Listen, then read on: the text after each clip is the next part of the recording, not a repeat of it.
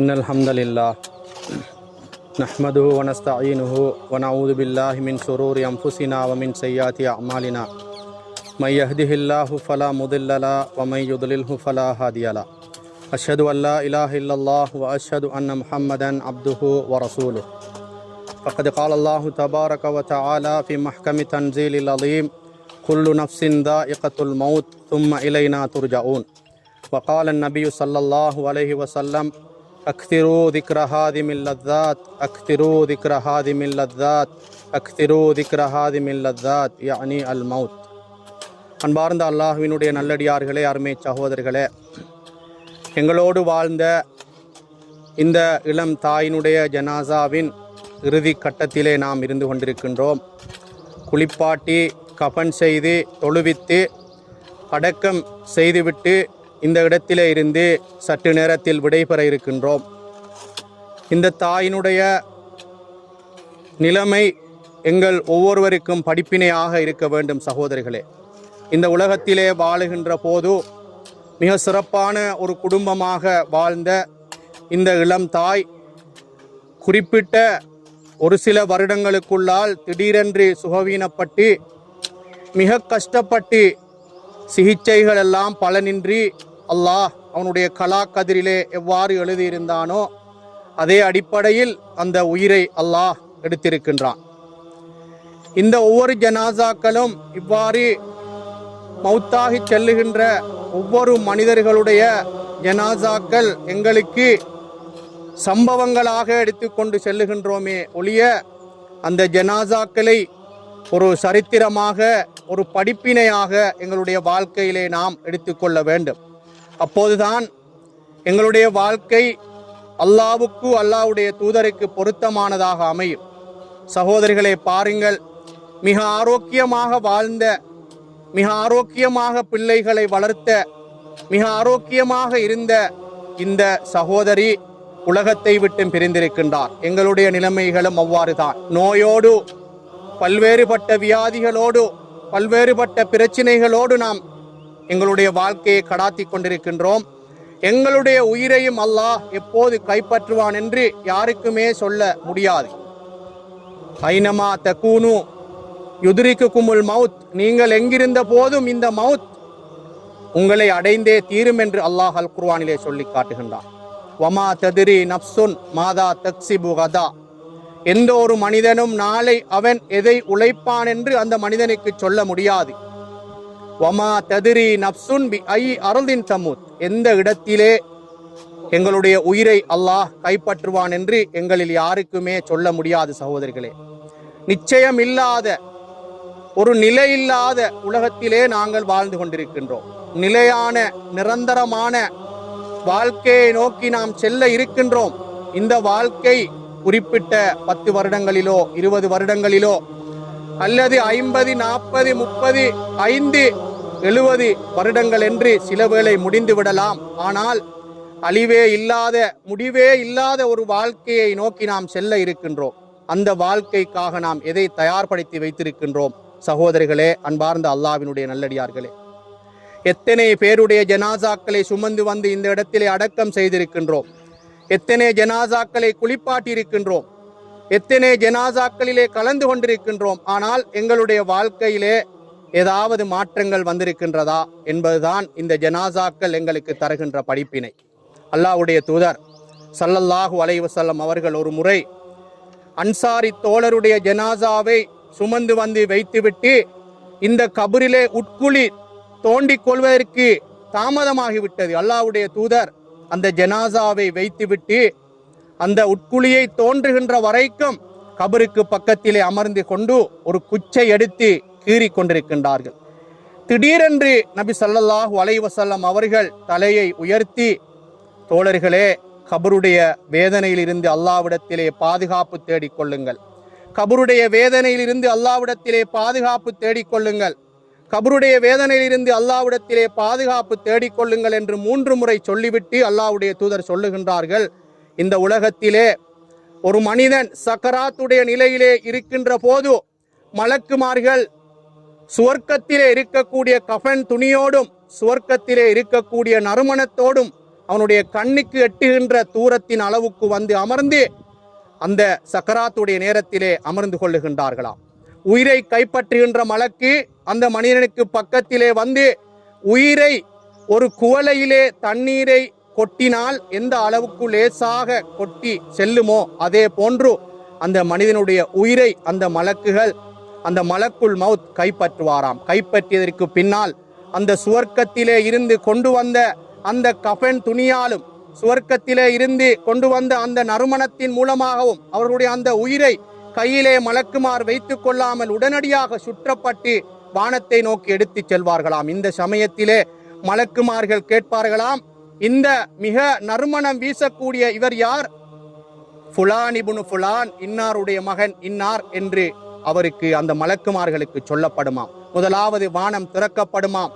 மிகவுமே நறுமணத்தோடு மலக்குமார்கள் அந்த ஜனாசாவை பின்தொடர்வார்களாம். இரண்டாவது வானமும் மலக்குமார்களால் திறந்து கொடுக்கப்படுமாம் அந்த சிறப்பான அந்த ஜனாசாவுக்கு.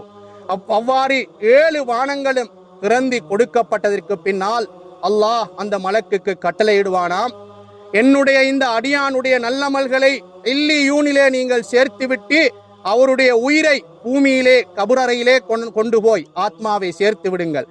எனவே மலக்குமார்கள் அவருடைய அந்த நன்மைகளை எல்லாம் இல்லியூனிலே சேர்த்து விட்டு அவருடைய அந்த ஆத்மாவை இந்த கபுரை நோக்கி கொண்டு வருவார்களாம்.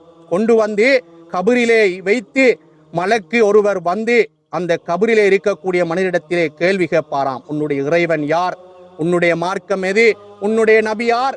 மிக சிறப்பான முறையிலே அந்த நல்லடியார் பதிலை வழங்குவாராம். வழங்கிவிட்டு உன்னுடைய நபி யார் என்று கேட்கின்ற போது இவர் சொல்லுவாராம், என்னுடைய நபி அல்லாஹ்வுடைய தூதர் ஸல்லல்லாஹு அலைஹி வஸல்லம். உனக்கு எவ்வாறு தெரியும் என்று கேட்பதற்கு அந்த மனிதர் சொல்லுவாராம், கபரிலே நான் ஆயத்துக்களை ஓதினேன், அவருடைய உபதேசங்களை கேட்டேன்.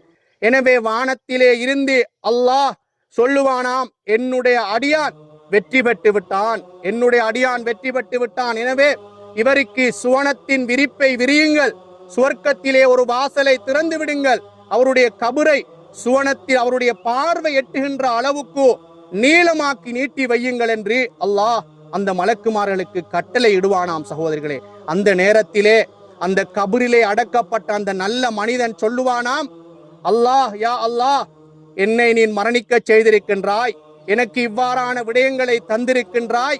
எனவே உடனடியாக என்னுடைய குடும்பத்தையும் என்னுடைய பொருட்களையும் நான் சென்று பார்ப்பதற்கு கியாமத் நாளை அவசரமாக ஏற்படுத்தியா அல்லாஹ் என்று அந்த மனிதன் கபரிலே இருந்து அல்லாஹ்விடத்திலே கேட்பானாம் என்று அல்லாஹ்வுடைய தூதர் நல்ல ஜனாசாக்களின் நிலைமைகளை சொல்லி தந்தார்கள் என்று சொன்னால், சகோதரிகளே, அன்பார்ந்த உறவுகளே, இந்த கபர் இருக்கின்றதே, இந்த கபர் யாருக்கு தெரியுமா? இருட்டறை. இந்த உலகத்திலே பெருமை அடித்தவர்கள், இந்த உலகத்திலே வஞ்சகம் கொண்டவர்கள், இந்த உலகத்திலே தொழாதவர்கள், இந்த உலகத்திலே மோசடி செய்தவர்கள், இந்த உலகத்திலே அல்லாஹ்வுடைய கடமைகளை அலட்சியப்படுத்தினார்களே, அவர்களுக்கு தான் இந்த கபரோ இருட்டறை. நிச்சயமாக எவ்வாறு ஒளிமிக்க அறையாக மாறும் தெரியுமா? எங்களுடைய நல்ல செயற்பாடுகள். அல்லாஹ்வுடைய தூதர் சொன்னார்களே, அதற்கு மாற்றமாகத்தான் இந்த கெட்ட அடியானுடைய நிலைமை. உயிரை கைப்பற்றுகின்ற போதே துர்நாற்றம் வீசக்கூடிய துணியால் அவருடைய உயிரை அவ்வாறு சுற்றப்பட்டு வானத்தை நோக்கி கொண்டு செல்லுவார்கள். வானம் திறக்கப்பட மாட்டாது. அல்லாஹ் சூரா ஆராஃபிலே 40வது வசனத்திலே சொல்லி காட்டுகின்றான். பெருமை கொண்டவர்கள், பொறாமை கொண்டவர்கள், இந்த உலகத்திலே அல்லாஹ்வுக்கு மாறு செய்து வாழ்ந்தவர்களுடைய அந்த ஜனாசா ஆத்மாவை அந்த துணியிலே, துர்நாற்றம் வீசக்கூடிய துணியிலே சுற்றப்பட்டு மேலே கொண்டு போகின்ற போது வலா துஃபத்தஹு அப்வாபுஸ் ஸமா, வானத்தின் கதவுகள் திறக்கப்பட மாட்டாது. மலக்குமார்கள் கேட்பார்களாம், இவர் யார்? இவர்தான் இந்த உலகத்திலே வாழ்ந்த படுபாவி, மோசமானவன். அவனுக்கு அவனுடைய அந்த அமல்களை, அவனுடைய அந்த மோசமான செயற்பாடுகளை சிஜ்ஜீனிலே, பூமிக்கு அடியிலே கொண்டு போய் வைத்துவிட்டு அவனுடைய ஆத்மாவை இந்த கபரிலே சேர்த்து விடுங்கள் என்று அல்லாஹ் சொல்லுவானாம். எனவே கபரிலே வந்து அவருடைய ஆத்மா கொடுக்கப்பட்டு, சுருக்கமாக சொல்லுகின்றேன் சகோதரிகளே, கேள்வி கணக்கு கேட்கப்படும். அந்த நேரத்திலே அந்த மனிதன், ஆஹா லா அதிரி, எனக்கு ஒன்றுமே தெரியாதே, இந்த உலகத்திலே பல உபதேசங்கள் செய்யப்பட்டது, பல விடயங்களை நான் கேட்டேன், ஆனால் அவற்றையெல்லாம் சரியான முறையிலே நான் பின்பற்றி வாழவில்லையே என்று அந்த மனிதன் அங்கலாய்த்து இந்த கபரறை இருக்கின்றதே அந்த கெட்ட மனிதனுக்கு நரகத்தின் முதலாவது படுகுழியாக அல்லாஹ்வுடைய தூதர் ஸல்லல்லாஹு அலைஹி வஸல்லம் அவர்கள் சொன்னார்கள் என்று சொன்னால், சகோதரிகளே, அன்பார்ந்த அல்லாஹ்வினுடைய நல்லடியார்களே, எங்களுடைய நிலைமைகளை யோசித்து பாருங்கள். அடுத்த நிமிடமே நான் மௌத்தாகிவிட்டால் இந்த கபரறை எனக்கு சுவனத்தின் பூஞ்சோலையாக வெளிச்ச வீடாக இருக்குமா அல்லது இருள் சூழ்ந்த வீடாக இருக்குமா? அன்பார்ந்த அல்லாஹ்வினுடைய நல்லடியார்களே, இன்று எங்களில் எத்தனை பேர் சகோதரிகளே சுபகு தொழுகையை ஜமாத்தோடு தொழுதிருக்கின்றோம்? கையை வைத்து கேட்டு பாருங்கள். எங்களுடைய உள்ளத்திலே ஆழமாக கையை வைத்து கேட்டு பாருங்கள். எத்தனை பேர் சுபகு தொழுகையை தொழுதிருக்கின்றோம்? எங்களை வளர்த்து விட்டவர்கள், எங்களை ஆளாக்கியவர்கள், எங்களை படிப்பித்தவர்கள், எங்களுக்கு வீடு கட்டி தந்தவர்கள், எத்தனை பேரை சகோதரர்களே இந்த மண்ணறையிலே அடக்கம் செய்திருக்கின்றோம்? அவர்களுக்காக 5 நேரம் தொழுது அல்லாஹ்விடத்திலே நாங்கள் கையேந்த கூடாதா? சகோதரிகளே, எங்களுடைய இந்த கபருடைய வாழ்க்கையும் சிறப்பாக அமைய வேண்டும் என்று நாங்கள் அல்லாஹ்விடத்திலே கையேந்த கூடாதா? அல்லாஹ்வுடைய தூதர் ஸல்லல்லாஹு அலைஹி வஸல்லம் அவர்கள் சொன்னார்கள், அக்திரு திக்ர ஹாதிமில் லத்தாத், இந்த உலகத்திலே இருக்கக்கூடிய அற்ப இன்பங்களை எல்லாம் துண்டித்து விடக்கூடிய ஒன்றை நீங்கள் உங்களுடைய வாழ்க்கையிலே ஞாபகப்படுத்துங்கள். அதுதான் அல் மவுத், மரணத்தை ஞாபகப்படுத்துங்கள். எங்களுக்கு எப்போது தெரியுமா மரண ஞாபகம் வரும்? ஒருவர் மவுத்தாகிவிட்டால் குறிப்பிட்டு சில 5 நாட்களுக்கு அல்லது ஒரு கிழமைக்கு நாம் தொழுவோம். அந்த ஞாபகம், அந்த ஜனாசாவினுடைய ஞாபகம் எங்களுடைய உள்ளத்திலே இருந்து அகன்று சென்று விட்டதா? தொழுகையும் இல்லை, இபாதத்தும் இல்லை, மோசடி, வட்டி, ஹராமான விடயங்கள், அடுத்த மனிதனுக்கு அநியாயம் செய்கின்ற விடயங்களை எல்லாம் நாங்கள் எடுத்துக் கொள்ளுகின்றோம் என்று சொன்னால், இந்த உலகத்திலே வாழுகின்ற போது மனிதர்களுடைய சான்று இருக்கின்றது.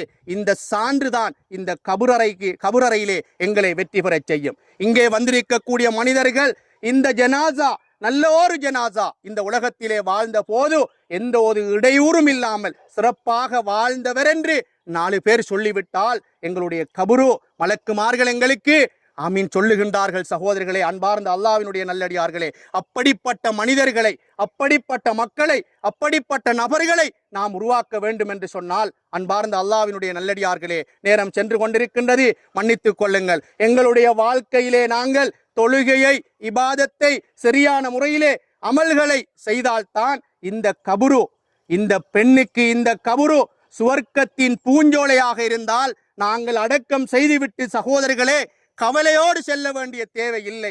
சுவனத்தின் பூஞ்சோலையிலே அவள் வாழப்போகின்றார். இதுதான் இன்னா லில்லாஹி வ இன்னா இலைஹி ராஜிஊன், நாங்கள் அல்லாஹ்வை சார்ந்தவர்கள், அவன் பக்கமே நாங்கள் மீள இருக்கின்றோம் என்ற அந்த வார்த்தை இருக்கின்றதே எங்களுடைய உள்ளத்தை அமைதி அடைய செய்யும். குடும்பத்திலே இருக்கக்கூடியவர்கள் இருந்தவர்கள் எல்லோரும் அழுதார்கள். இந்த தாயினுடைய நிலைமையை நினைத்தார்கள், அழுதார்கள், கண்ணீர் வடித்தோம், பிள்ளைகளுடைய நிலைமைகளை எல்லாம் யோசித்தோம், கணவனை பற்றி யோசித்தோம். ஆனால் அல்லாஹ் இரக்கமானவன் என்பதை நாங்கள் சற்று எங்களுடைய உள்ளத்திலே மறந்து விட்டோம். சகோதரிகளே, நிச்சயமாக அல்லாஹ் இரக்கமானவன்.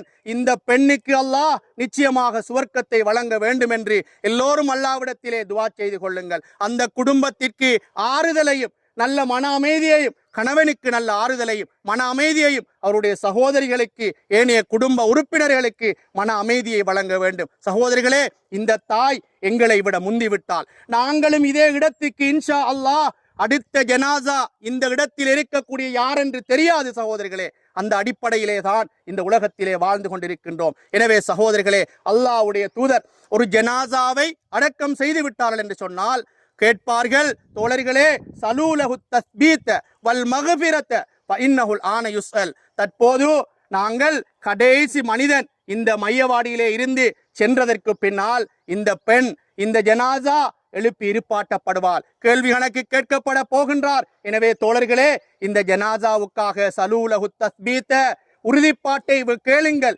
வல் மக்ஃபிரத பாவ மன்னிப்பை கேளுங்கள், ஃப இன்னஹுல் ஆன யுஸ்அல் தற்போது கேள்வி கணக்கு கேட்கப்பட போகின்றார் என்ற செய்தியை அல்லாஹ்வுடைய தூதர் சொன்னார்களே. எனவே சகோதரிகளே, எங்களுக்கு தெரியும். இந்த விடயத்தை மாத்திரம் சொல்லி முடிக்கின்றேன். நேற்று முந்தநாள் எங்களுக்கு நடந்த சம்பவம் தெரியும். ஒரு ஹெலி விபத்து, 6 இராணுவ வீரர்கள் மௌத்தாக்கி சென்றார்கள். சகோதரிகளே, இவ்வாறு எத்தனையோ ஜனாசாக்களை நாங்கள் கேள்விப்படுகின்றோம். அல்லாஹ்வுடைய தூதர் ஒரு ஜனாசா வருகின்ற போது எழுந்து நிற்கின்றார்கள். சஹாபாக்கள் கேட்கின்றார்கள், அல்லாஹ்வுடைய தூதரே, அது யூத பெண்ணுடைய ஜனாசா, ஏன் எழுந்து நிற்கின்றீர்கள்? அல்லாஹ்வுடைய தூதர் எதை தெரியுமா சொன்னார்கள்? யூத பெண் என்றாலும் ஜனாசா வல்லவா, அதற்காகத்தான் நான் எழும்பி நிற்கின்றேன். எனவே யார் மௌத்தாகினாலும் சகோதரிகளே, அந்நியவர்களாக இருக்கலாம், எங்களுடைய பிற சகோதர இனத்தவர்களாக இருக்கலாம், எங்களுடைய சகோதரிகளாக இருக்கலாம், விபத்திலே மௌத்தாகின்றார்கள், எத்தனையோ வியாதிகளிலே மௌத்தாகின்றார்கள், மூழ்கி மௌத்தாகின்றார்கள், பல்வேறுபட்ட மரண செய்திகளை நாங்கள் கேள்விப்படுகின்றோம். ஆனால் எங்களுடைய வாழ்க்கையில் ஏதாவது மாற்றம் வந்திருக்கின்றதா? இதுதான் ஒவ்வொரு ஜனாசா மௌத்தாகினாலும் எங்களுக்கு படிப்பினையாகவும் பாடமாகவும் அமைய வேண்டும். எத்தனை பேர் சகோதரிகளே நேற்றிரவு இஷா தொழுதோம், எத்தனை பேர் சுபஹ் தொழுதோம், எத்தனை பேர் இன்று லுஹர் தொழுவோம், எத்தனை பேர் அசர் தொழுவோம். இதுதான் எங்களுடைய வாழ்க்கையிலே எஞ்ச போவது. எத்தனையோ பேர் இந்த இடத்திலே படித்தவர்கள் வந்திருக்கின்றோம், பட்டங்களை முடித்தவர்கள் வந்திருக்கின்றோம். யாராக இருந்தாலும் எங்களுடைய பட்டங்கள், பதவிகள், சொத்துக்கள், செல்வங்கள் இவையெல்லாம் இந்த இடத்திலே பிரயோசனம் அளிக்காது. நாங்கள் இந்த உலகத்திலே செய்த அமல்கள், இபாதத்துக்கள், நல்ல செயற்பாடுகள், நல்லொழுக்கங்கள், நல்ல பண்பாடுகள் மாத்திரம்தான் இந்த இடத்துக்கு வரும். எனவே சகோதரிகளே, அன்பார்ந்த அல்லாஹ்வினுடைய நல்லடியார்களே, இந்த தாய்க்காகவும் இந்த இளம் தாய்க்காகவும் இந்த இடத்திலே அடக்கம் செய்யப்பட்டிருக்கக்கூடிய ஏனைய சகோதர சகோதரிகளுக்காகவும் எங்களுடைய தாய் தந்தையர்களுக்காகவும் உங்களுடைய மேலான கையை ஏந்தி தனித்தனியாக நின்று பிரார்த்தனை செய்துவிட்டு செல்லுமாறு வேண்டி விடைபெறுகின்றேன். வ ஆகிரு தஅவானா அனில் ஹம்துலில்லாஹி ரப்பில் ஆலமீன்.